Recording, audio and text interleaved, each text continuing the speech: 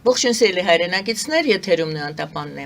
Եվ այժմ մենք զրուցելու ենք ազգային ժողովրդավարական բևեռի խորհրդի անդամ պարոն Գարեգին Չուկազյանի հետ։ Ողջունում եմ պարոն Չուկազյան, շնորհակալ եմ, որ ընդունել եք հրավերը։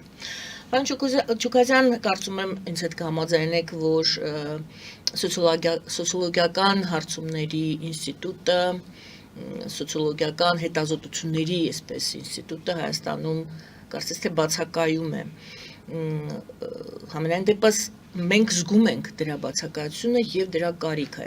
ինչու, որովհետեւ մարդիկ ժամանակ առ ժամանակ փոխանակում են իրար հետ այդ նույն հարցերով, թե օրինակ որ մարտահրավերն է Հայաստանի առջև ծառացած, որ մարտահրավերն է առավել կարևոր, առավել անհանգստացնող մարդկանց համար եւ եթե մենք փորձենք այսօր այդ հարցը ձեզ ուղղել եւ ես կարող եմ առաջարկել մի քանի տարբերակ պատասխանի, որ մարտահրավերն է առավել անհանգստացնող կոնկրետ ձեզ համար, բայց կարող ենք եւ դուք ընտրեք առավել անհանգստացնողը, բայց կարող ենք բոլոր այս թվարկածների եւ մի քանի բան էլ դուք ավելացնեք, բոլորի մասին փորձենք խոսել։ Եվ այսպես մարդիկ նշում են սահմաններ անհանգստացնող է այդ դելիմիտացիա, դեմարկացիայի թեման, սահմանների հարցը, ընդհանուր անվտանգությունը, շատերը նշում են որպես շատ խիստ անհանգստացնող հասարակության պառակտվածությունը, տնտեսական վիճակն են նշում, հիբրիդային պատերազմի մասին է շատ խոսվում, ընտրություններից առաջ ես էլ կարող եի ավելացնել, որ բուն ընտրությունները կարելի է դիտարկել որպես էլի մարտահրավեր։ Եվ այսպես փորձենք տեսնել յուրաքանչյուր հարցի շուրջ ձեր կարծիքը։ Կարող ենք սկսել սահմաններից կամ ասենք առաջին հարցը ո՞րն է այս իմ թվարկածից, կամ գուցե դուք մի բան էլ ավելացնեք եւ հենց դա մատնանշեք, առավել անհանգստացնող այսօր։ Բարև ձեզ եւ ուրախ եմ նորից ձեր ստուդիայում գտնվելու համար։ Ուրեմն ես երկու պատասխան ունեմ։ Առաջինը դա հայացք է դրսից։ Գիտեք, որ Լեմկինի անվան ցեղասպանությունների կանխարգելման համաշխարհային միջազգային հաստատություն կա, եւ այս հաստատությունը վերջերս իր խորը մտահոգությունը հայտնեց Հայաստանում այն բռնաճնշումների առիթով, որին ենթարկվում է հայոց եկեղեցին, եւ իրենք դա զարմանալի զուգահեռներ էին անցկացրել 1915 թվականի մեթոդների հետ, եւ շատ զարմանալի էր, որ դա օտարներն են այդպիսի բան գնահատում եւ նկատում մարտահրավեր, ինչպես դուք եք ասում, եւ իրենք նկատում են, որ մեթոդների իմաստով ինքնությունը ոչնչացնելու առումով այն ինչ որ արվեց 15 թվականին, երբ որ երկրի ժողովրդի առաջնորդները այն մարդիկ, ովքեր հեղինակություն ունեն, որոնք կարող են դիմադրություն կազմակերպել, որոնք կարող են համախմբել ժողովրդին, նրանց սկզբից նրանց նկատմամբ վարկաբեկման եւ հետո նաեւ ճնշումների գործողություններ ձեռնարկվեցին, հետո նոր դրանից հետո սկսվեց բուն գործողությունը։ Եվ իրենք ասում են, որ այն ինչ որ կատարվում է ինքնության դեմ այս պատերազմը, որը Հայաստանում տարվում է հիմա, նպատակ ունի արմատից կտրելու, առաջնորդությունից, հիմքից կտրելու ինքնությունը, դա հոգևոր առաջնորդությունն է ժողովրդի, որոնք եւ այն մարդիկ են, եւ այն հաստատություններն են, որոնք մեր կարելի ասել դարավոր պատմական հիշողության մարմնավորումն են, եւ իրենց վարկաբեկելով եւ ճնշումների ենթարկելով դու փաստորեն դիմադրության հնարավորությունը հենց սկզբից կանխում ես ինքնության դեմ ձեռնարկված հարձակման։ Հիմա եթե դա նայեք իրականում որևիցե այլ հաստատություն մեր պատմության մեջ արդյոք մենք ունեցել ենք, որը շարունակաբար ամբողջ պատմության ընթացքում պահպանվել է ազգային իմաստով։ Դա միակ ինստիտուտն է, որը մենք ունենք, դա մեր եկեղեցին է, որ իր ղեկավարությունը մենք գիտենք 132 ղեկավարներ են ունեցել հաջորդաբար լավ կամ վատ, բայց հաստատությունը ինքը հավաքական ամբողջություն է ապահովել այս վերջի 1600 տարիների ընթացքում։ Ոչ մի ուրիշ ինստիտուտ, ոչ ազնվականությունը, ոչ թագավորությունը, ոչ պետականությունը այդ ամեն ինչը չեն կարողացել ինքնությունը այդպես պահպանել, ինչպես այս հաստատությունը։ Եվ հիմա մենք ականատես ենք եղել 20-րդ դարում հարձակումների, չէ՞, եւ Թուրքիայի կողմից Օսմանյան եւ Ստալինյան բռնաճնշումները հոգեվորականության եւ եկեղեցու նկատմամբ, բայց չեն հաջողել, երկուսն էլ չեն հաջողել։ Սա երրորդն է, 100-ամյակի ընթացքում երրորդն է։ Հիմա սա էլ չի հաջողելու իհարկե, բայց որպես մարտահրավեր, եթե մենք հենվենք արդեն էքսպերտների գնահատականի, միջազգային փորձագետների, ոչ հայ փորձագետների գնահատականի վրա, սա լուրջ մարտահրավեր է հայ ժողովրդի ինքնության համար։ Սա ուրեմն առաջին պատասխանն է։ Երկրորդ պատասխանը այստեղ դուք երկու պատասխան ոնց որ թե տվեցիք, մեկը հարցակում ասացիք եկեղեցու վրա, երկրորդը գլխատում կարող ուժերի, մտածող ուժերի։ Ես այդ ամբողջը մեկ ամբողջություն եմ համարում, այն իմաստով, որ հոգևոր, բարոյական, այսպես ասած, առաջնորդության դեմ է այս ամեն ինչը կատարում, որ չառաջանա որևիցե մի կետ, կենտրոն, որի շուրջ կարողանա համախմբվել ժողովուրդը, որտեղ մնացած հաստատությունները արդեն վարկաբեկված են, մեր պետականության ինստիտուտները վերջի 30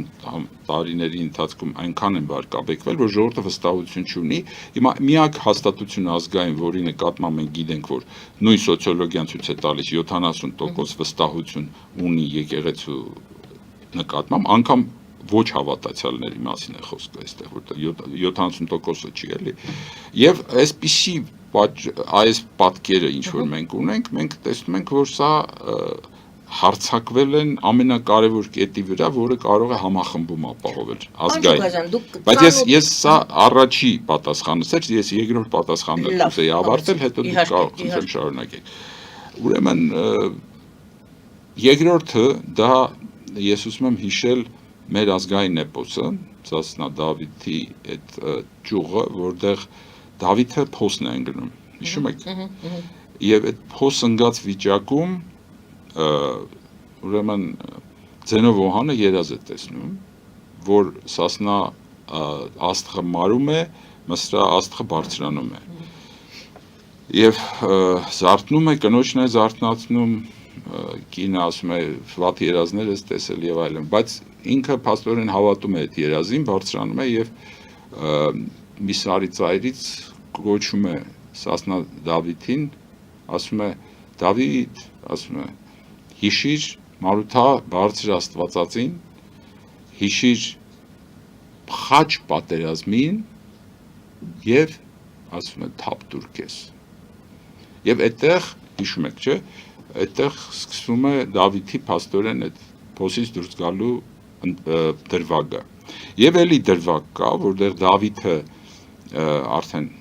կյանքի վերջում նկատում է իր աջ բասկի վրա խաչ պատերազմի մթագնելն ու սևանալը։ Եւ հասկանում է, որ ի վերագնահատում կատարի իր արածների, իր կյանքի եւ այլն։ Ես կարծում եմ, այս երկրորդ խնդիրը խաչ պատերազմի մթագնելը, դա այն այսպես ժողովրդական լեզվով արդեն ասած մարտահրավերն է, որը մեր ժողովրդի առաջ կանգնել է։ Այո, խաչ պատերազմին մթագնել է, եւ մենք մոռացել ենք, մենք պիտի հիշենք այդ խաչ պատերազմի մասին։ Հիմա ինչ է դա։ Ես փոքր էի, երբ որ հայրս իմ համար կարդում էր Սասնա ծռերը, իմ համար հասկանալի էր, ասենք թուրք եծակին շատ հասկանալի պատկեր է, հրեղենզին,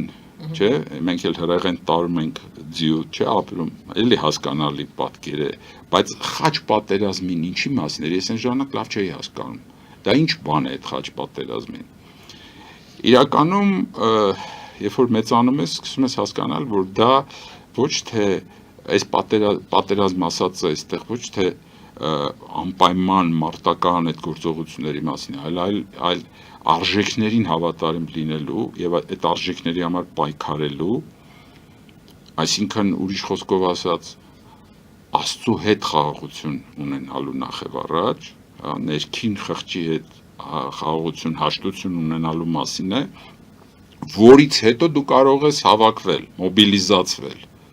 բայց երբ որ դու կորցնում ես կապը քո արժեքների հետ, քո իմաստի հետ, գոյության, քո առաքելության հետ, քեզ ոչ մի բան չի օգնի, ոչ մի բան, ուզում ես թուրքեծակին ունենաս, ուզում ես հրեղենձին ունենաս, ինչ ուզում ես ունենաս, եթե այդ կորցրել ես, ոչինչ չես կարող հետ բերել, իսկ եթե դա վերականգնում ես, մնացած ամեն ինչը կարող ես վերականգնել։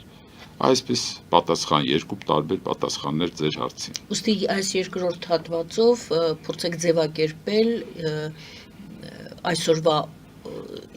այսօրվա իրականության մեջ, երբ որ անընդհատ մենք լսում ենք խաղաղության մասին, հա, խաղաղություն, որ այս ամեն ինչը խաղաղություն է, գիտեք ինչ, այդ խաղաղությունը նախ եւ առաջ սկսվում է Աստծո հետ խաղաղությամբ։ Եթե դու ներքին խաղաղություն չունես, այդ արտաքին բանը շատ անկայուն, անվստահ վիճակ է, որտեղ դու չես կարող երբևիցե հենվել այդ արտաքին բաների վրա։ Իսկ երբ որ այդ ներքին բանը ունես, ներքին հաշտությունը ունես դու, այդ դեպքում դու կարող ես նաև սուր վերցնել ամեն ձևի։ Նախ եւ առաջ այդ սուրը, որի մասին Քրիստոսն էլ է ասում է, ես ձեզ խաղաղություն չեմ բերում, ես ձեզ սուր եմ բերում, բայց սուրը ոչ թե բերում է, որ իրար մորթեն, այլ սուրը կեղծիքի, ստի, անարդարության դեմ է նախ եւ առաջ։ Եվ եթե դու հրաժարվում ես այդ խաղաղությամբ ծածկում ես այդ չարը, հա, փորձում ես կեղծել, կեղծիք ստեղծել, այդ կեղծիքը ոչ մի կայունություն չի կարող ունենալ, վաղ թե ուշ բացվելու է։ Եվ մեր այս իրականությունը կեղծիքի իրականություն է, որտեղ այս ամեն ինչը կեղծիքի վրա է հենված, հա, որ հիմա ամեն ինչ լավ է, ամեն ինչ խաղաղ է, ամեն ինչ լավ է։ 4 կողմը փոթորիկ է Հայաստանի։ 4 կողմը, որ կողմ ուզում եք նայեք։ Այդ փոթորիկների մեջ դու նախ եւ առաջ ներքին խաղաղությունը պետք է վերականգնես, որից հետո համախմբում կլինի այդ արժեքների շուրջ։ Ոչ թե մենք միավորվենք ինչ որ ամբողջ պառակտումը վերացնենք կեղծ ձևով, որտեղ այդ կեղծիք է։ Պառակտում մեր հարևանների հետ, պառակտում մեր մեջ, այդ կեղծիք է։ Այդ մենք այդ խաղաղությամբ ծածկում ենք այդ չարիքը։ Մենք հո գիտենք, որ արդեն կողքից ասում են, չէ, որ մենք Արևմտյան Ադրբեջան է սա։ Բոլորը գիտեն դա, չէ, բայց ծածկում են, չէ, ծածկում են այդ թեման։ Ասում են, չէ, հիմա արդեն բենզին ենք բերում։ Ամեն ինչ լավ է։ Տեսեք, այդ բենզինը էժանացավ։ Հա, բայց տակը ուրիշ բան կա, չէ, կախումը առաջանում, չէ, նոր կախումը առաջանում թշնամուցդ։ Դու նոր կախում ես ստեղծում թշնամուցդ, որ հետո ինքը դրա դեմ պիտի հարցնես, ինչ է պահանջում, այդ որ էժան տալիս է քեզ, դիմացը քեզնից ինչ է ուզում։ Այսինքն, որպես մարտահրավեր, եթե փորձենք ձևակերպել, ես ասեմ, դուք համաձայնվում եք կամ խմբագրում եք իմ ասածը։ Ինքնախաբեությունն է մարտահրավերը կամ թույլ տաս, եթե ինքդ քեզ չես խաբում, թույլ ես տալիս, որ քեզ խաբեն։ Իրականում դու գնում ես էլի նորից ինքնախաբեության, եթե աչքերը կապում ես։ Այո, դա մարտահրավեր է։ Այդպես էլ կարող է։ Խաբեությունը եւ ինքը, որը բերում է ինքնախաբեություն։ Երբ որ դու չես ուզում, այո, երբ որ չես ուզում այդ տեսնել ներքին այդ խիղճը քո, որ մթագնել է, հա, որ դու չես կարողանում այդ քեզ թույլ տաս այդ համարձակությունը։ Հենց այդ համարձակությունը թույլ ես տալի քեզ, երբ որ դու համարձակ ձևով սկսում ես այդ ճշմարտության ու արդարության անունից խոսել, ուժերը գալիս են քեզ։ Թե ինչպես են գալիս, այդ ամբողջ գաղտնիքը դրա մեջ է, մեր ամբողջ պատմության գոյատևման գաղտնիքը, ով ասես եղել է, ինչ մեծության չարիք ասես, որ պատմության մեջ եղել է, մեր վրայով եկել անցել է, բայց մենք ինչ որ ձևով մնացել ենք, չէ՞, ինչի հաշվին ենք մնացել։ Իհարկե, որ ասում ենք մնացել ենք, մենք կորուստների շնորհիվ ենք նաև մնացել, չէ՞, որովհետև մեզնից պոկվել են, մեր ժողովրդից ահագին պոկվել են, կրոնափոխ են դարել, թրքացել են, դարել են ամեն տեսակ ազգի ներկայացուցիչ, չէ, կորել են։ Քչանալու հաշվին ենք։ Այո, բայց չէ որ այդ չարիքն էլ աշխարհում, եթե մենք նայենք, չի վերացել, շատացել է եւ հիմա աշխարհում ոչ միայն հայ ժողովրդի պայքարն է այստեղ քաղաքակրթական լրջագույն ժամանակ ենք ապրում, քաղաքակրթական ուժեր են բախվում աշխարհում։ Մենք պետք է հասկանանք այդ արժեքներով ում հետ ենք ռեզոնանսի մեջ մտնում։ Աշխարհի որ ուժերն են, որոնք իսկապես հարազատ են մեզ, որոնք այն արժեքների կրողներն են, որոնք մենք ենք, եւ դրանց հետ մտնենք դաշնակից հարաբերությունների մեջ։ Այս խնդիրները իհարկե եւ քաղաքական հարթության մեջ են արտացոլվում, եւ քաղաքակրթական հարթության մեջ են արտացոլվում։ Այստեղ միայն քաղաքականը չի։ Դրա համար մենք պետք է շատ լավ կարողանանք մեր ազգի առաջնորդությունը, այո, հոգևոր, մտավոր առաջնորդությունը պիտի այն բարձր մակարդակում լինի, որ կարողանա մեր ժողովրդին այդ լույսը տալ, որտեղ պետք չի սպասել, որ մեր ժողովուրդը պիտի այդ ամեն ինչը տեսնի, որովհետև ժողովուրդը ինքը, այո, ինքը երեխայի նման է այդ շատ առումներով եւ իր ընտրախավը, որը որ պիտի իրանից առաջանա, պատասխանատվություն պիտի ունենա այդ ժողովրդի առաջ, ինչպես ընտանիքի հայրերն են ունենում պատասխանատվություն ընտանիքի առաջ։ Հիմա փորձեմ ձևակերպել ինքնախապեյություն, որը պետք է որպեսզի դա կարողանանք հաղթահարենք, պետք է չհանդուրժենք, որ մեզ խափեն կամ ինքներս մեզ խափենք։ Առաջի արժեքներին հավատարմություն, այդ արժեքների հարցին որոնում առաքելության, որը որ դու ներքին առաքելություն եւ արտաքին առաքելություն, որ այս տարածաշրջանում դու առաքելություն ունեցող ժողովուրդ ես, եւ այդ իմաստով Աստված քո հետ է։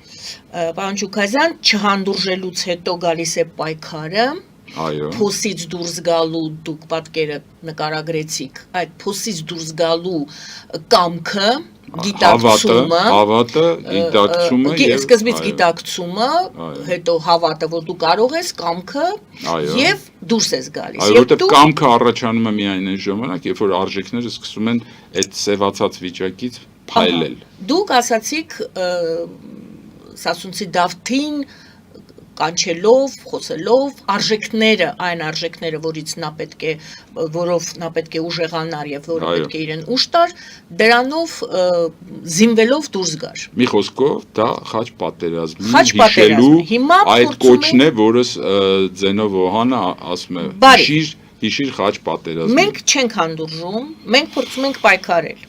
Առաջինը պայքարի ձևերը, երկրորդը դուք ասացիք դաշնակիցներ պետք է ունենաս։ Բայց չէ որ այս վերջին, չգիտեմ, 1-2 տարի է, համենայն դեպս այդքան եմ ես հիշում, գուցե ավել, հենց այդ թեմայի շուրջ է հիմնական այդ պառակտվածություն մասին, որ խոսում ենք, այդ հարցն է։ Ով է քո դաշնակիցը, ով է քո ընկերը, ով է քո թշնամին։ Գուցե տեղերով փոխվել են, դա էլ ենք հասկացել։ Բայց այդ դաշնակցի, որի մասին դուք ասում եք, ում հետ ես գնում կամ ով է քո կողքիդ կանգնած, ում հետ ես թիկունք գնում, այդ հարցն է պառակտում մեր հասարակությանը։ Գուցե այդտեղ ենք մենք խճճվել։ Այստեղ ոչ միայն հայերն են խճճված, ամբողջ աշխարհում այդ խճճումը կարող եք նկատել։ Բոլոր մեր շրջապատի բոլոր երկրները խճճված են։ Այնպես չի որ սա նորից եմ ասում քաղաքակրթական անցում է, մարդկության անցումն է եւ բոլոր երկրներում բուրըն բևեռացված հասարակություններ ենք տեսնում, որտեղ ամեն տեսակ ընդհարումներ են տեղի ունենում։ Միացյալ Նահանգներ կլինի, Ռուսաստան կլինի, Իրան կլինի,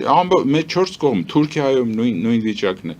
Այստեղ նորից արժեքների քաղաքակրթական մակարդակն է արժեքների։ Եվ այդտեղ մենք պետք է հասկանանք մեր ճանապարհը որն է, մենք որ քաղաքակրթությանն ենք պատկանում, իսկ այդտեղ ես կարծում եմ շատ կարևոր է նկատել, որ ամբողջ այսպես աշխարհում եվրոպական եւ նաեւ Ռուսաստանում, չէ, քրիստոնեության վերածննդի նշաններ են տեղի ունենում։ Վերածնունդ, որը որ չեմ կարող ասել, որ ինքը ավանդական ձևով է լինելու, մեր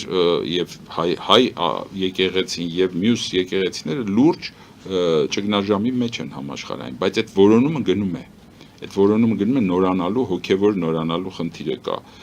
Եվ նույն խնդիրը կա մենք որպես սահմանային ժողովուրդ, որը իսլամական քաղաքակրթության սահմանին ենք գտնվում, մենք միշտ կատարել ենք միջնորդի, որպես արևելյան քրիստոնյաներ, միջնորդի դեր ենք կատարել քաղաքակրթական։ Եվ մեր համար խնդիր չի եղել դարեր շարունակ, թե մահմեդական արաբների, թե Իրանի ժողովրդի հետ խնդիրներ չէ։ Մեր խնդիրը դա Թուրքիայի հետ է, որը ցեղասպանության վերածվեց։ Եվ այստեղ պետք է էլի հարազատ մնալ քո տեսակին, հարազատ մնալ եւ ինքնախարազանումով չզբաղվել, թե մենք էինք պատճառը, որ մեզ ցեղասպանության ենթարկեցին։ այդ հանցագործությունը կատարվել է եւ այդ հանցագործության համար զոհերին չի կարելի մեղադրել, ինչպես որ մենք լսում ենք այսօրվա Հայաստանի ղեկավարության կողմից։ Այս խնդիրը քրիստոնեության եւ նաեւ քրիստոնյա եւ իսլամական աշխարհի մեջ միջնորդության խնդիրը հայ ժողովուրդ դարերի ընթացքում եղել է այդ ծիրի մեջ եւ հաջող է եղել։ Հիմա նորից նույն խնդիրը կա։ Տեսեք, հիմա մենք գտնվում ենք հենց այս 26 թվականի փետրվարի շեմին լուրջ փոփոխությունների շեմին մեր տարածաշրջանում Իրանի հետ կապված։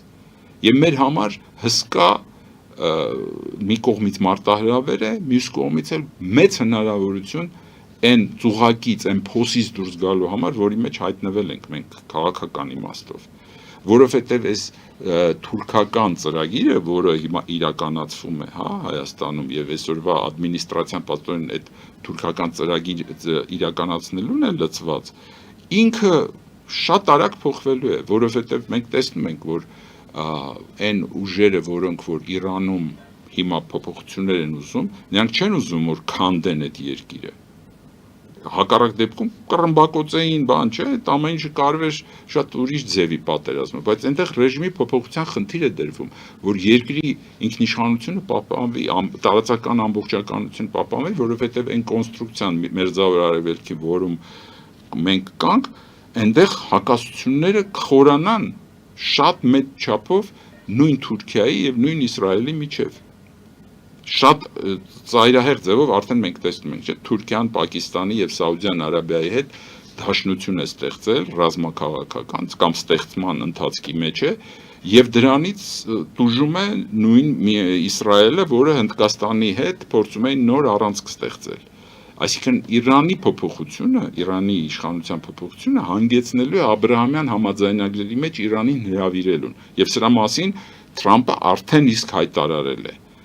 Չի երբևիցե դուք լսել եք, որ Թրամփը ասի, որ Թուրքիան հրավիրվում է Աբրահամյան համաձայնագրերի։ Չէ, չեք լսել այդպիսի բան։ Բայց տեսեք, Ղազախստանը արդեն համաձայնվել է։ Ադրբեջանին առաջարկել են, Ադրբեջանը հրաժարվել է։ Ուրեմն այստեղ պետք է ավելի լավ կարողանալ տեսնել, որ այս նոր առաջացող աշխարհաքաղաքական ճարտարապետության մեջ հնարավորություններ են բացվելու Հայաստանի համար։ Հնարավորություններից կարելի է օգտվել, եթե դու պարզապես դիտող չես։ Իսկ գուցե դու միայն դիտող ես եւ այդ դիտող լինելով քամիները կգան, կգնան, համաձայնի, ձերդ համաձայն եմ։ Այստեղ դիտող լինել չի կարելի, այստեղ չի կարելի ասել, թե ես քաղաքականությամբ չեմ զբաղվում, որովհետև քաղաքականությունն է զբաղվելու քեզնով, եթե դու չես զբաղվելու իրենով, եւ մենք պիտի ակտիվ լինենք եւ պիտի ստեղծենք Հայաստանում քաղաքական դաշտ, որը ամայացած է։ Հայաստանում քաղաքական դաշտը ոչ միայն քաղաքական դաշտն է ամայացած, այլև հիմա անցել են ամայացնելու ազգային հաստատությունները, ինչպես օրինակ եկեղեցին։ Դրա համար քաղաքական դաշտի ծնման համար ժամանակ է անհրաժեշտ։ Այդ անցումային շրջանը, որը պիտի լինի քաղաքական դաշտը վերականգնելու համար, պիտի լինի ուժերի են համախմբվածությամբ ազգային ազատագրական ուժերի, որոնք հասկանում են, որ մենք հիմա օկուպացված վիճակում ենք գտնվում։ Այդ օկուպացված վիճակից դուրս գալու համար պիտի համախմբում առաջանա։ Համախմբումը ինչի շուրջ պիտի առաջանա։ Ես կարծում եմ, որ այսօրվա միակ այն հաստատությունը, որը մենք ունենք, դա մեր եկեղեցին է։ Դրա շուրջ կարող են քաղաքական տարբեր պատկերացումներ ունեցող ուժեր համախմբում ստեղծել։ Եվ դրանից հետո համաձայնության գալ, որ այո, անցումային շրջան է պետք լինելու մեզ, որից հետո կարող ենք նոր ձևով վերասկսել մեր ազգային պետական կյանքը, որտեղ մեր ազգային պետական կյանքը այսօր սննկացած վիճակում է։ Այսօր մեզ որպես օբյեկտ ոչ ոք չի ընդունում։ Մեզ ընդունում են որպես սուբյեկտ, եւ դա արտահայտվում է բազմաթիվ ձևերով։ Սա սուբյեկտի վարքագիծ է։ Ձեզ կասեն Վենսն է գալիս է որպես սուբյեկտի, ինչպես որ Վենսից առաջ հիշում եք դեմոկրատների ժամանակ Հայաստան եկավ Նենսի Փելոսին, չէ՞, պատահական չէր, չէ՞, այդ այցելությունը։ Հիշում եք Երևանում ինչ հայտարարեց նա։ Նա ասաց, որ Թայվանը, Ուկրաինան եւ Հայաստանը մեր համար ամենակարևոր կետերն են, չէ՞։ Հա, Միացյալ Նահանգների էլիտայի համար սա ոչ թե Հայաստանը, այլ ամբողջ հարավային Կովկասը դա Եվրազիայի ամենակարևոր կետերից մեկն է։ Իրենք կետ են դիտում, ամբողջ հարավային Կովկասը իրանց համար մի կետ է։ Եվ այդ կետի համար իրանք ունեն իրանց ռազմավարությունը, որը կապված է Չինաստանի հետ իրենց հարաբերություններում այս տարածաշրջանի կարևորության հետ։ Եկեք այս մասին անպայման այդ ռազմավարության մասին եւ Միացյալ Նահանգների, դուք ասում եք Միացյալ Նահանգների էլիտայի, բայց եթե մենք տեսնում ենք դեմոկրատները փոխվեցին հանրապետականներով եւ ռազմավարությունը մնաց նույնը, մենք իրավունք ունենք ասելու, որ դա Միացյալ Նահանգների Իհարկե, Չինաստանի հանդեպ ռազմավարությունը։ Այս թեմային մենք կանդրադառնանք ավարտելով առաջինը այդ մարտահրավերների հետ կապված եկեղեցու մասին եք դուք անընդհատ մատնանշում եք, ասում եք դա ամենամեծ խնդիրն է այսօր, բայց դուք գիտեք նաև որ կարծիքները կիսվում են, ես կուզեմ ձեր դիրքորոշումը, դուք գիտեք որ ասում են այն ինչ կատարվում է ոչ եկեղեցու դեմ է կատարվում, այլ եկեղեցու որոշ սպասավորների դեմ, որոնք իրենց լավ չեն դրսևորել, որոնք ինչ որ խախտել են կանոններ են խախտել եւ այլն։ Դուք ինչու եք անընդհատ ասում, որ եկեղեցուն է հարվածը ուղված, այլ ոչ թե առանձին անհատների։ Այս հարցի պատասխանն էլ տվեք։ Այո, այստեղ նախ այո, այն որ եկեղեցին հիվանդ է, այստեղ երկու կասկած լինել չի կարող, ինչպես եւ ամբողջ ժողովուրդն է հիվանդ, որտեղ եկեղեցին ժողովուրդն է ի վերջո։ Եվ այդտեղ լուրջ անելիքներ կան, բայց առաջարկվող բուժումը հիվանդությունից ավելի վատ է, որովհետև առաջարկողը նախ պետությունը չի կարող լինել, պետությունը իրավունք չունի խառնվելու եկեղեցական կրոնական այդ գործերին, եւ այն ինչ որ ընտրողական քրեական գործեր են ինչ որ մարդկանց նկատմամբ հարուցվել, չէ, մենք չգիտենք որ ինչ հանցագործներ են ազատ շրջում Հայաստանում, հա, այդ ուրեմն այդ բոլոր հանցագործները մոռացանք, հա, քրեական ամենածանր ընտրողական գործերը, ասենք հոգեվորականների նկատմամբ, հա, սկսվեց եւ բոլորի ուշադրությունը շեղում են դեպի դա։ Ուրիշ հանցագործներ չկան քրեական։ Բայց եթե ուրիշ հանցագործներ կան եւ այնտեղ էլ խնդիր կա, եւ հետո այն խնդիրը որ դու ինչով ես փոխարինում, հա, ով պիտի փոխարինի ում, հա, այդ ամբողջ հարցերը բոլորը գիտեն, չէ, որ երկկողմանի այնտեղ էլ խնդիրներ կան։ Ուրեմն այստեղ կեղծիք է, որ դու ուզում ես բարելավում անես, դու իրավունք չունես, ոչ բարոյական, ոչ օրինական, սահմանադրական իրավունք չունես խառնվելու այդ գործերին։ Որ այնտեղ խնդիր կա այդ 100%, որ այնտեղ պիտի շատ լուրջ բարեփոխումներ լինեն եկեղեցու հետ կապված, հստակ այդպես է։ Այսինքն, այսպես ձևակերպեմ, օրենքի խախտում, եթե կանոնակարգի խախտումը անվանենք օրենքի խախտում, եթե կանոնակարգի խախտում է եղել եկեղեցում, օրենքը խախտելով օրենքի խախտում չի կարելի շտկել։ Իհարկե, եւ այստեղ ես արդեն Լեմկինի ինստիտուտի այդ մտահոգությունները ասացի, որովհետև սա հստակորեն արտաքին օրակարգի սպասարկում է, որովհետև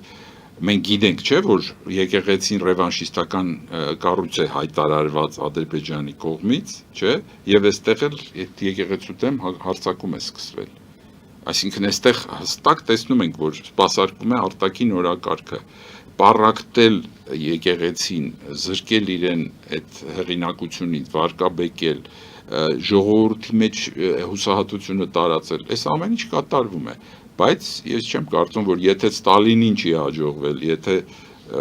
Օսմանյան Թուրքիային չի հաջողվել, Նիկոլենց հաստատ չի հաջողվել։ Որպեսզի այս հատվածը մեր հարցազրույցի ավարտենք,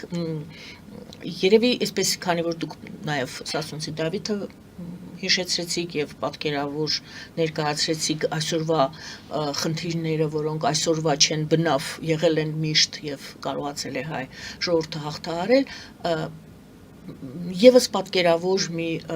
բան առաջարկեմ ձեզ, առաջարկ անեմ։ Փարոս, եթե համարենք մեծ օվկիանոսի կամ ծովի մեջ ենք եւ կա մեկ փարոս, դա դուք կարող եք ասել արժեքներ, դա դուք կարող եք ասել գաղափար ազգին միավորող, բայց փարոս կարող եք ասել ինչը կարող է հանդիսանալ փարոսի դերում, որպեսի ամբողջ հայ ազգը գնա դեպի այդ լույսը մթության մեջ։ Այդ ես չեմ ասել, Կոստան Զարյանն է ասել, այդ փարոսը Արարատ լեռն է եւ ինքը Արարատյան մարդու մասին էր խոսում, Արարատյան մարդու, որը իր մեջ այդ նորացումը ունի, որովհետև ինքը երբ որ քրիստոնեական գիտեք որ իրենք դեռևս 14 թվականին Պոլսում մեհյան ամսագիրն էին հրատարակում Դանիել Վարուժանի, Օշականի եւ Սիրունու հետ եւ այնտեղ այդ մեհյանը եւ հեթանոս երգերի շարքը Վարուժանի եւ այլն այդ հեթանոսությունը շատերը խառնում են, կարծում են որ այդ շարժումը որ կար հեթանոսության հետ կապված կրոնական վերածննդի խնդիր էր դնում հեթանոսության եւ ժխտելու քրիստոնեության հավատքը, այդպես չէր Կոստանց Զարյանի եւ այդ հեթանոս շարժման առհասարակ այդ շարժիչ ուժը դա այն էր որ իրենք խոնարհումը քրիստոնեական խոնարհումը որպես ինքնալքում մերժում էին իրենք երբեք չէին ընդունում ասում էին որ քրիստոնեությունը դարերի ընթացքում կտրվել է արմատից հողից իսկ այդ հողը հեթանոսական բնազդն է բնության կյանքի հողի մարմնի նկատմամբ եւ այդ ամեն ինչը պետք է վերականգնել որովհետեւ այդ բնազդը ուժ է տալիս եթե այդ բնազդը առանց այսպես ասած քրիստոնեության կույր ուժ է բայց քրիստոնեությունն էլ առանց այդ կապի այդ հողի հետ ինքը հոգի է առանց ուժի եւ իրենց այդ շարժումը վերածնման շարժում էր որպես այդ ամբողջացնելու ոչ թե սինթեզման մասին էր խոսքը, որտեղ իրենք չէին մերժում քրիստոնեական կրոնը, հավատքը։ Եվ ոչ էլ ասում էին, որ պետք է մենք հիմա նոր կրոն ստեղծենք հեթանոսական, բայց իրենք ասում էին, որ այդ բնազդը, որ մեր ժողովուրդը ունի, պետք է արթնացնել։ Նույնը Կոմիտասի մոտ էր, երգերը, եթե նայեք Կոմիտասը ասում է, չէ, հեթանոս մեր հեթանոսական ժողովրդական երգերի եւ հոգեվոր երգերի միջեւ հակասություն չկա, մեկը մյուսի շարունակությունն է եղել եւ իր ամբողջ աշխատանքը հենց այդ ամբողջացման վրա էր, կենթանացրեց մեր երաժշտությունը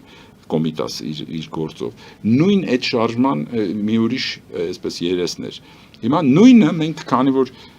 պատմական սառեցում է եղել այդ կոմունիստական տարիներին մենք կտրվել ենք այն որոնումներից որը որ 19-րդ դարում մեր մտավորականները եկել հասել էին այն լուծումներին որը պետքա լիներ մեր ժողովրդի համար եւ դա արարատյան մարդն էր Արարատը ինքը այդ իմաստով որպես խորհրդանիշ մի կողմից հենվում է հողի վրա այդ հեթանոսական բնազդի վրա մյուս կողմից բարձրանում է դեպի երկինք, դեպի վերև եւ այդ բարձունքը մարդը այս երկուսի արանքում է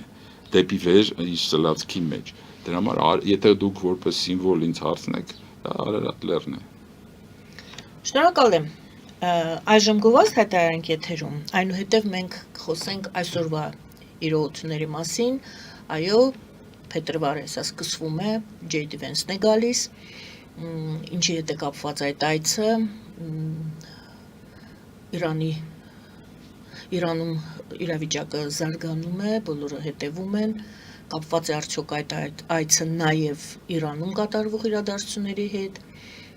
եւ շատ հարցեր դուք նախանշեցիք նաև հետեւյալ թեման Միացյալ Նահանգների պլանները տարածաշրջանի հետ կապված ռազմավարություն անվանեցիք դուք դրա մասին խոսենք արդեն գովազդից հետո գովազդը եթերում սիրելի հայրենակիցներ մնացեք մեզ հետ Ֆելիչե ժամանակակից ատամնաբուժական կլինիկա այստեղ հարմարավետությունն ու խնամքն առաջնային են Այստեղ կիրառվում են ատամնաբուժական ամենաժամանակակից տեխնոլոգիաներ, ճշգրիտ ախտորոշում, արդյունավետ բուժում, նուրբ փորձառություն եւ անհատական մոտեցում։ Սկսած սովորական մանրուքներից մինչև առաջադեմ ընթացակարգեր, այստեղ դուք գտնվում եք բարձր որակավորում ունեցող եւ փորձառու ատամնաբուժական մասնագետների ձեռքերում։ Մեր բարեկամական եւ հյուրընկալ անձնակազմն այստեղ է յուրաքանչյուր այցը հաճելի դարձնելու համար։ Ֆելիչե Ձեր առողջ եւ ամենաերջանիկ շպիտը սկսվում է այստեղից։ Եկեք եւ բացահայտեք նորարարության փորձագիտության եւ կարեկցանքի կատարյալ համադրությունը։ Վաճառվում է գերմանական հնաոճ դաշնամուր 1892 թվականի արտադրության Ֆոն Մուրբախ։ Գտնվում է գերազանց վիճակում։ Գինը 15000 ԱՄՆ դոլար։ Հեռախոսահամար 094 115 310 Երևան փոստը Գրանադա Հյուզում տեղեկացնում է դրամական փոխանցումներ 1%-ով օդանավով 1 փաունդը 2.99 նավով ուղարկեք մեկ արկղ երկրորդ արկղը անվճար ավտոմեքենաների փոխադրում անհավատալի արժեքներով, ինչպես նաև կահույք եւ մեծ չափի բեռների փոխադրում։ Jackpot հագուստի խանութը երկրորդ մասնաճյուղն է բացել Գլենդելի սրտում, որտեղ կարող եք ձեռք բերել եվրոպական եւ ամերիկյան ընտիր հագուստեղեն, կոշկեղեն, աքսեսուարներ, պայուսակներ ամենահարմար արժեքներով։ Նաեւ կարող եք ցանկացած ապրանք պատվիրել եւ ձեռք բերել կարճ ժամանակում։ Jackpot-ի Գլենդելի հասցեն է 1135 North Pacific Avenue, հեռախոս 818 813 2252։ Jackpot հագուստի լավագույն կենտրոնը Գլենդելում։ 60-ից ավելի ճանաչված եվրոպական բրենդների ինքնատիպ, չկրկնվող եւ մատչելի ընտրանին Fortuna Home and Country House խանութ սրահում։ Նորավոճ սպասք եւ կահույք հորեկա բնագավառի համար, տեքստիլ, տնտեսական ապրանքներ, ամեն ինչ գեղեցիկ կյանքի համար։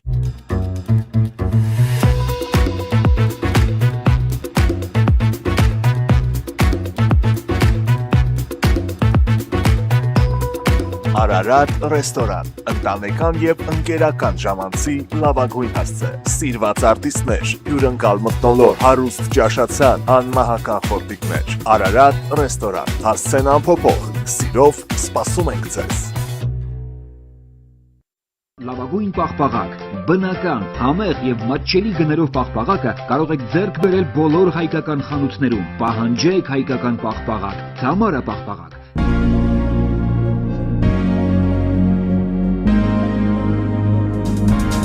Տպագրեք ձեր գիրքը Նոյան տապան տպագրատանը, ինչպես նաև թերթեր, ամսագրեր, բուկլետներ եւ այլն։ Հասցեն քաղաք Երևան, Իսահակյան 28 առաջին հարկ։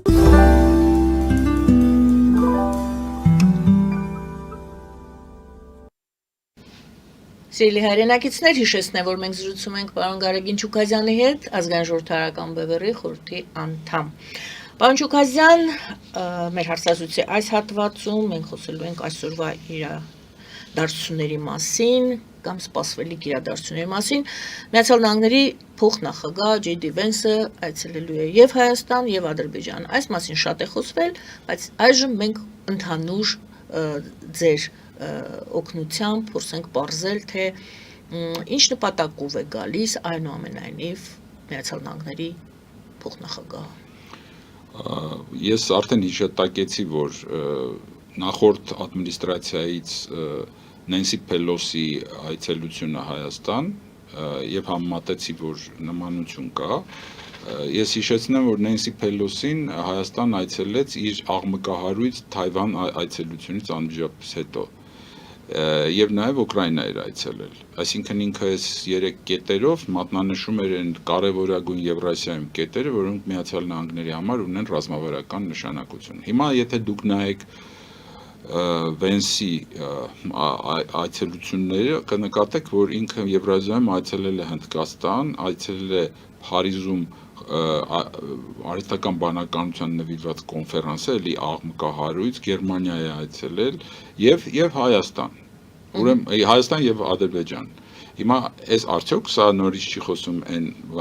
կարևորության մասին, որը տարածաշրջանը, այդ թվում Հայաստանը ունի Միացյալ Նահանգների էլիտայի համար, խորքային էլիտայի համար, անկախ իրենց կուսակցական կարևորությունից։ Եվ սա կապված է Չինաստանի հետ անկասկած, որտեղ Չինաստանի հետ այսպես ասած մրցակցությունը նոր փուլ է մտել եւ դա կապված է նաեւ այս արհեստական բանականության շռնդալից զարգացման հետ, որը շատ արագ փոփոխում է ամբողջ տնտեսակարգը եւ քաղաքական եւ ռազմավարական ամեն ինչի վրա ազդեցություն է ունենալու եւ տեսեք, որ այդ պարագաներում Հայաստանին Ամերիկան առաջարկել է ստեղծել արհեստական բանականության գործարան, որը տարածաշրջանում միակն է։ Այսինքն, երբ որ ես ասում եմ տարածաշրջան, նկատում եմ Հարավային Կովկաս եւ Կենտրոնական Ասիա։ Եվ ավելին, հիմա էլ արդեն երկրորդ բանը ասեցին, որ միջուկային էներգետիկայի զարգացման ծրագիր է Միացյալ Նահանգները առաջարկելու, որի մասին մենք լսել էինք փոքր միջուկային կայանների ձևով, հիմա դա արդեն սկսում է շատ ավելի ռեալ դառնալ։ Այս հանգամանքը եւ նաեւ այն ինչ որ Ադրբեջանին է առաջարկում, դա էլ նկատի ունենանք, տեսեք առաջարկում են ինչ որ բաճկոններ ռազմական եւ ինչ որ նավեր, որոնք նավակներ, որոնք պետք է Կասպից ծովում տեղադրվի։ Ուրեմն տեսեք, որ անհամեմատելի առաջարկներ են, այսինքն Հայաստանին Միացյալ Նահանգները այս պահին, այո, իրենք որոշակի մանևր են կատարում, որովհետև դեռ Իրանի խնդիրը բաց է, ինչ զարգացում կստանա, այստեղ սցենարներ են հնարավոր, մենք դրա մասին կարող ենք առանձին խոսել, բայց քանի դա դեռ չկա, Միացյալ Նահանգները այսօր հստակորեն ասում է, որ այս գոտին իր հետաքրքրությունների մեջ է եւ ոչ մի թուրքական ծրագիր այստեղ չի կարող գերազանցություն ունենալ առանց իրենց որոշումների։ Ավելացնեմ, որ Վրաստանում, չնայած ինքը Վենսը չի մեկնելու Վրաստան, բայց վերջի տարիների համար շատ զարմանալի զարգացում է տեղի ունենում։ Վրաստանի ուրեմն վարչապետը առաջարկել է վերսկսել Միացյալ Նահանգների հետ հարաբերությունները եւ այստեղ արդեն խոսում են այն մասին, որ Անակլիայի հայտնի նավահանգիստը, որը տրվել էր Սինգապուրա-չինական տնօրինության, խոսք է գնում նրա մասին, որ դա պետք է հետ վերցվի, որտեղ ամերիկացիները դրա հետ համաձայն չեն, եւ անգամ ռազմական բազայի մասին է խոսք գնում Վրաստանում։ Հիմա տեսեք, որ ես ուզում եմ ասել, Վենսի այցելությունը դա ամբողջ այս տարածաշրջանի կարևորության մասին է խոսում Ամերիկայի համար, իրենց գլոբալ ստրատեգիայում, որը կապված է Չինաստանի հետ։ Եվ իրենք այս խնդիրը մեր համար իհարկե դրական այսօր վիճակ է առաջացնում, որովհետև մենք վտանգված էինք Սյունիքում թուրքական հարձակումով, թուրքա-ադրբեջանական հարձակումով, եւ դրա մասին ենք բացահայտ խոսում էին, չէ՞, անցյալ տարի որ պիտի Գարնանը հարձակում լիներ։ Այս պահին դա չեզոքացվել է Միացյալ Նահանգներին, իհարկե մենք երաշխիքներ չունենք այսօր, եւ այդ երաշխիքները TRIP-ի համաձայնագրով չկան, այն ինչ որ դրա շուրջ ստորագրվել է, այդ համաձայնագրում չկա երաշխիք, բայց մենք ունենք ժամանակավոր, այսպես ասած, խաղաղություն։ Հիմա եթե խոսեինք այդ TRIP-ի մասին, նաև երկու խոսք ասեի, ես կարծում եմ, որ մեր խնդիրը, մեր դիվանագիտության խնդիրը, պետք է հայկական դիվանագիտության խնդիրը լիներ ստեղծել հայ-ամերիկյան կառավարական մարմին, որ պետք է կառավարեր այդ տարածքում։ Այդ դեպքում դա կլիներ այն ճիշտ լուծումը, որը երաշխիքներ կստեղծեր, որը ի վերջո պիտի հանգեցներ Հայաստանի որպես Միացյալ Նահանգների ոչ ՆԱՏՕ գլխավոր դաշնակից դառնալուն, ի վերջո։ Բայց ցավոք սրտի դա մասնավոր ընկերությունների է հիմա հատկացվում եւ դա այդ կարծում եմ որ այստեղ է որ քննադատության պետք է արժանանա այդ համաձայնագիրը ոչ թե հայ-ամերիկյան կառավարման պատճառով որտեղ այսօր այդ հայ-ամերիկյան կառավարումը օգտակար է Հայաստանին որովհետեւ դա որոշակի զսպում է ախորժակները թուրքական Ուրեմն Վենսի ամբողջ վերադառնալով ձեր հարցին Վենսի այս այցելությամբ իրենք եւս մեկ անգամ ընդգծում են այս տարածաշրջանի իրենց համար ունեցած ռազմավարական նշանակությունը ամբողջ Եվրազիայում եւ սա դրական զարգացում է Այստեղ երկու հարց առաջինը եթե սա ռազմավարություն է Միացյալ Նահանգների ապա ինչու եմ ես հաշտվում որտեղ կան վերլուծաբաններ կան մեկնաբաններ որոնք հենց այսպես են դիտարկում տարբերակ առաջին դեռևս 2020 թվականից սկսած պատերազմից սա այս նույն ռազմավարության եւ 2020 պատերազմը մենք խոսում ենք սա Ռուսաստանի ծրագիրն էր եւ Ռուսաստանին էր պետք այս Սյունիքի անցումը ճանապարհը նաեւ Միացյալ Նահանգների ռազմավարության մեջ էր մտնում 2020 թվականի պատերազմը Թուրքիայի եւ Ադրբեջանի հետ կապված եւ Արցախի հետ կապված եւ այո նորից այդ նույն Սյունիքի ճանապարհը հիմա բայց Միացյալ Նահանգների մասնակցությամբ շահագործվող բացարձակապես տարբեր այցակետեր Սա կարևոր է որովհետեւ սրա մասին շատ են խոսում Այո դրանք տեսեք Ռուսաստանը պատրաստվում էր Ուկրաինայի հետ պատերազմին եւ ինքը շատ լավ գիտակցում էր որ Եվրոպան փակվելու է եւ իրենց համար այլ ճանապարհներ են պետք դեպի մեր միջերկրական ծով եւ Թուրքիան իրենց համար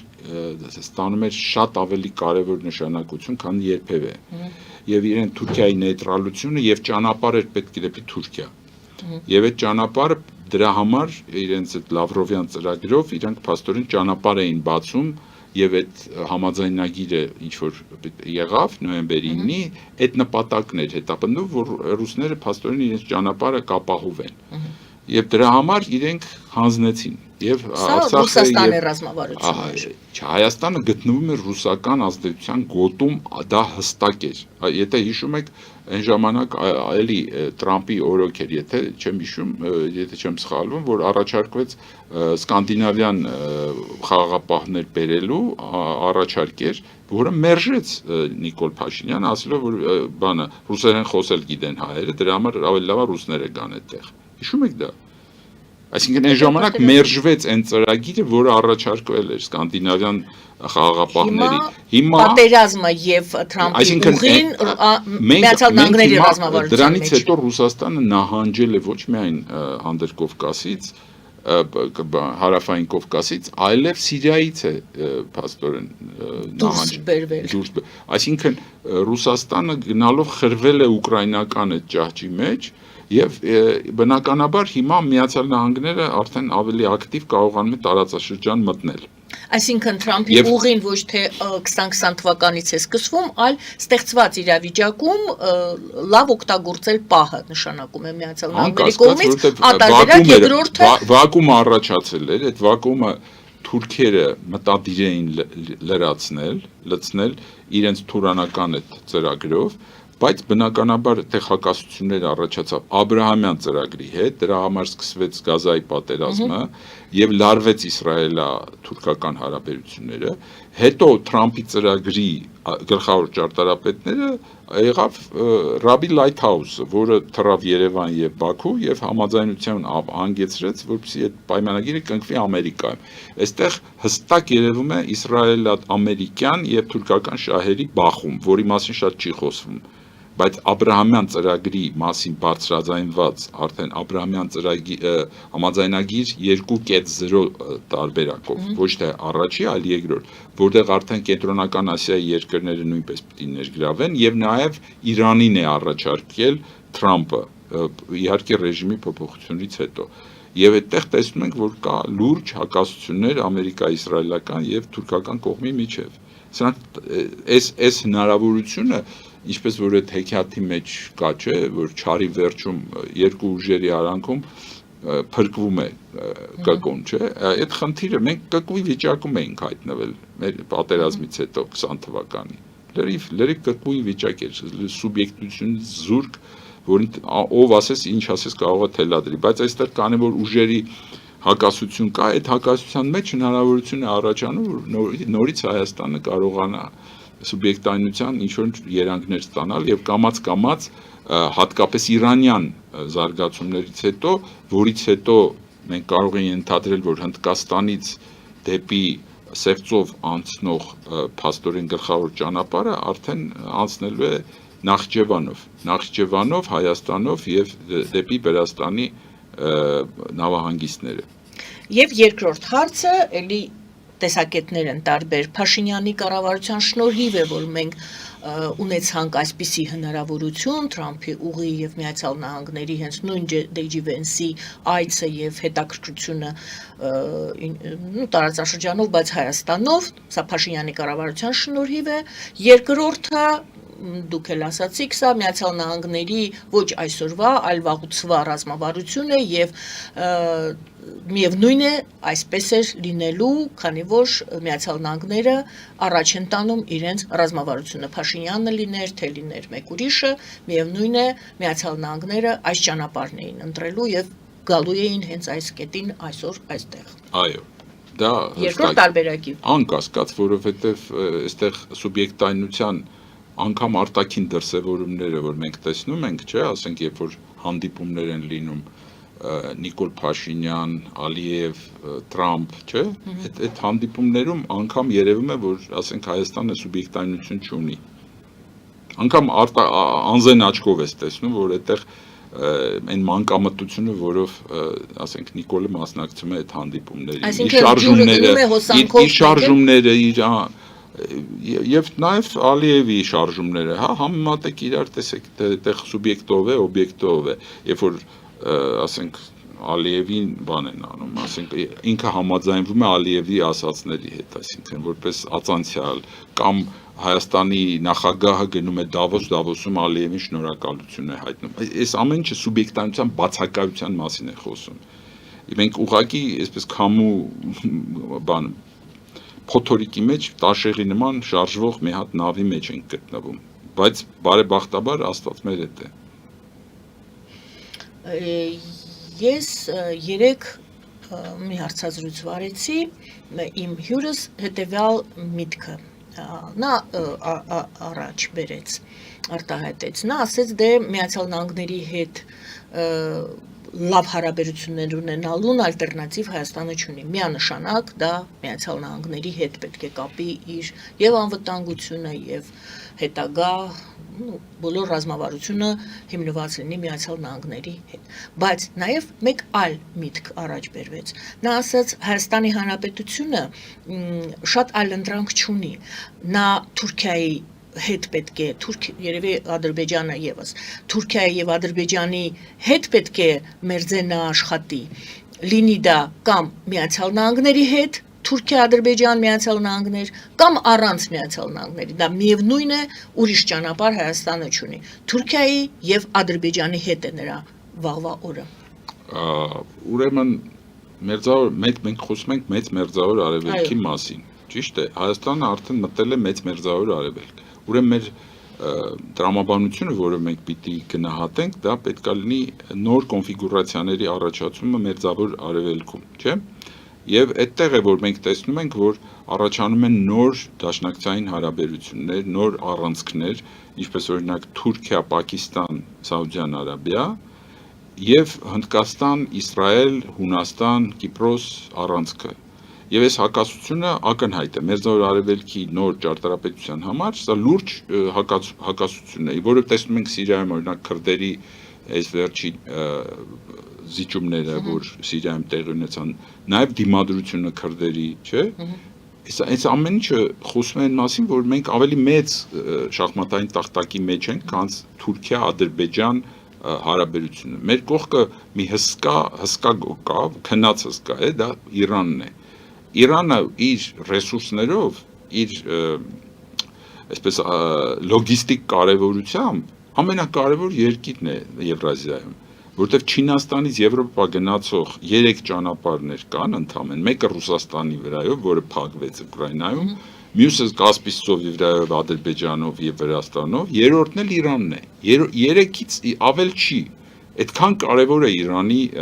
լոգիստիկ կարևորությունը Եվրազիա, ամբողջ Եվրազիայում։ Հիմա երբ որ մարդիկ ասում են մենք այլ ճանապարհ չունենք, Թուրքիա եւ Թուրքիան եւ Ադրբեջանը, իրենք կարծես Իրանը Հայաստանի սահմանակից երկիր չլինի եւ կարծես չնկատեն թե Իրանում ինչ է կատարվում վերջի մի քանի տարիները եւ ամբողջ մերձավոր արևելքում։ Իրանը 40 տարի է որ փակված վիճակում է հայտնվել։ Միջև այդ շահի ժամանակ ինքը Իսրայելի դաշնակից երկիր էր, Միացյալ Նահանգների դաշնակից երկիր էր։ Ես չեմ ասում անպայման դաշնակից դառնա Իրանը, բայց ինքը դեպի արևմուտք բացվելու հսկա հնարավորություններ ունի, թե ռեսուրսների փակվի ընդմիշտ։ Ուրեմն, եթե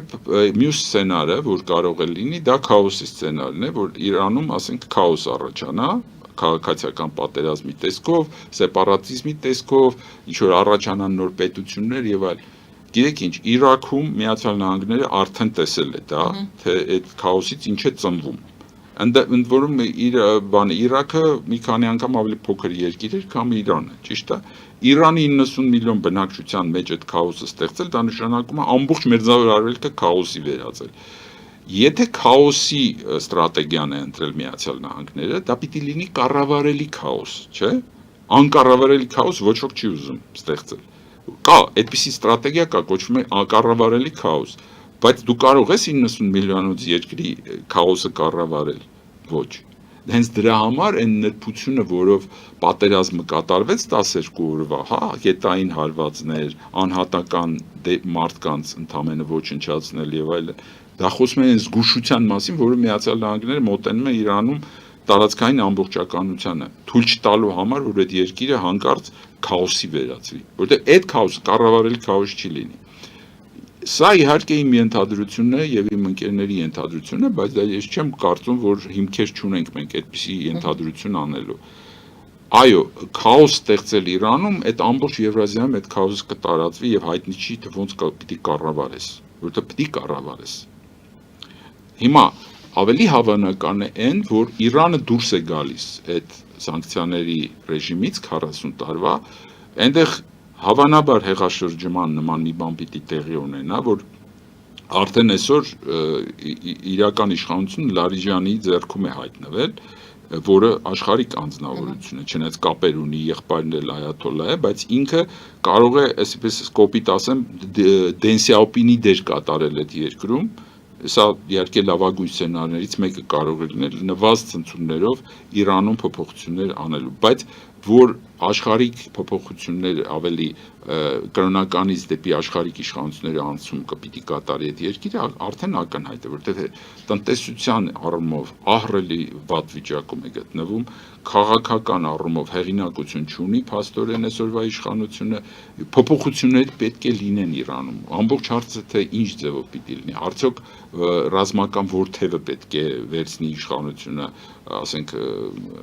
հեղափոխության պահապանները կվերցնեն, թե բանակը կվերցնի, այդ հարցերը դեռևս բարձ չի, ինչպես կդա, բայց այն որ պիտի մեծ փոփոխություններ լինեն եւ այդ փոփոխություններից հետո Իրանը պիտի բացվի դեպի արևմուտք եւ ռեսուրսների իմաստով արդեն իրենք բացահայտ այսօրվա ռեժիմը խոսում է արևմուտքի հետ այդ ռեսուրսները համատեղ մշակելու օգտագործելու մասին իսկ նոր իշխանությունը կամ նոր փոփոխություններից հետո շատ ավելի բաց պիտի լինի դա լոգիստիկ իմաստով Հնդկաստանի այդ հայտնի նավահանգիստը որը ամերիկացիները սանկցիաների չընթարկեցին չէ որը Չարբահարում ստեղծվել է ինչի համար է ստեղծվել որ այդ ամեն ինչը դեպի հյուսիս գնացող ճանապարհներին սպասարկի, չէ, որ գիտեք, այսօրվա աշխարհում բեռները, որոնք հիմնականում սպասարկում են ծովային ճանապարհներով, 80% ծովային ճանապարհում վերահսկում է Միացյալ Նահանգները։ Չինաստանը ձգտում է այդ ամբողջը ցամաքային ճանապարհներ ստեղծելու, որպեսզի դուրս գա այդ վերահսկողությունից։ Մինչև 2050 թիվը բեռնաշրջանառությունը պիտի մոտ 300%-ով ավելանա։ Պատկերացնում եք ինչ թվեր են։ Ծովային ճանապարհով չես կարող դա տեղափոխել։ Ուզած ցամաքայինով պիտի տեղափոխես։ Որտեղ Սուեզի, ասենք, միջանցքը այդքան տարողություն չունի եւ այլն։ Ուրեմն նոր, այսպես ասած, ցամաքային Սուեզի ջրանցքներ պիտի ստեղծվեն։ Դա մի ճանապարհը դա Հնդկաստանից Սաուդյան Արաբիայով պիտի գնար Իսրայել, գիտեք որ հիմա դա փաստորեն Թուրքիան դրա դեմ էր։ Թուրքիան ինքը ուզում է բացել դեպի Իրաք գնացող երկաթգիծ ստեղծել, Պարսից ծոց գնացող, բայց Թուրքիային Իսրայելը կթողի, Միացյալ Նահանգները կթույլ տան, ավելի ձեռնտու չի իրենց համար, իրանց կառավարման, իրանց վերահսկողության տակ ցամաքային ճանապարհը Իրանով, Հնդկաստանից եկող ճանապարհը դեպի Եվրոպա բերել եւ կառավարել հենց հարավային Կովկասով։ Ուստի այն ձևակերպումները այն խոսույթը, որը շատ տարածված է, որ եթե դու գնում ես դեպի արևմուտք, եթե դու Միացյալ Նահանգների հետ ես, դա նշանակում է դու դեպի Թուրքիա ես գնում, դեպի Ադրբեջան ես գնում, քեզ այնտեղ են մղում, քանի որ Թուրքիայի հայ-թուրքական եւ հայ-ադրբեջանական հարաբերությունների նորմալացման կողմնակից է արևմուտքը եւ մասնավորապես Միացյալ Նահանգները, դա շահարկում է իրավիճակին։ Դա ես կարծում եմ Այն ինչ որ մենք հիմա տեսնում ենք, դա ժամանակավոր իրավիճակ է, Իրանի փոփոխություններից հետո կտրուկ փոփոխություններ են լինելու եւ այդ դեպքում Թրիփի այդ ծրագիրը ավելի շատ Նախճեվանի վրա աշխատող ծրագիր է լինելու, որպեսզի Նախճեվանը բացվի դեպի Սևծով, քան թե հենց Մեղրիի ծրագիր որպես, որտեղ դրանով Պարսից ծոցը կկապվի Հնդկաստանը կկապվի Եվրոպայի հետ, որը գիտեք, որ Միացյալ Նահանգների համար հիմնական դաշնակից դառնալու հեռանկարը ունի Չինաստանի դեմ։ Իսկ իրեն համար անհրաժեշտ է այդ ճանապարհների բացելը։ Աբրահամյան ծրագիրը եւ այդ համաձայնությունները պատահական չեն։ Դրանք մտածված ստրատեգիա են եւ դրա համար եմ ես ասում, որ Աբրահամյան ծրագրի նոր տարբերակում Թուրքիան չկա, իսկ Իրանը կա։ Շնորհակալ եմ, ուստի պետք է սպասենք տեսնենք եւ J.D. Vance-ի այցից հետո ինչ արդյունքներ են արձանագրելու եւ այնուամենայնիվ հույս ունենանք, որ Իրանում փոփոխություններ գուցեև լինեն, բայց ամեն ինչ լավ կլինի։ Ես կարծում եմ, որ 26 թվականը այդ իմաստով շատ կարևոր տարի է լինելու։ Ճակատագրական, ինչպես ասում են, հա։ Շնորհակալություն։ Խնդրեմ։ Շնորհակալություն սիրելի հայրենագիտներ, պարոն Գարգին Չուկազյանի հետ էինք զրուցում, ազգային ժողովրդական բևեռի խորհրդի անդամ։ Զրուցում եմ ես Գայանե Արաքելյանս։ Բարին ձեզ։